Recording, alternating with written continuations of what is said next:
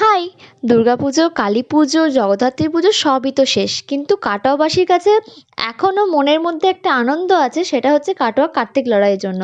কারণ সব পুজোর পরে কাটোয়ার কার্তিক লড়াই হচ্ছে কাটোয়াবাসীর কাছে একটা ইমোশন। কাটোয়ার সবথেকে বড় লোক উৎসব হচ্ছে কাটোয়ার কার্তিক লড়াই। যেটা প্রতি বছর প্রচুর মানুষের ভিড় হয়, প্রচুর মানুষ আসে দেখতে এবং এখানে লাইটিং, প্যান্ডেল সমস্ত কিছু ভীষণ, ভীষণ ভালো হয়। আমাদের যাদের কাটোয়া বাড়ি বা কাটোয়া আশেপাশে বাড়ি তারা তো আমরা সবাই জানি যে এটা কত বড় এবং আমাদের কতটা প্রিয় একটা উৎসব।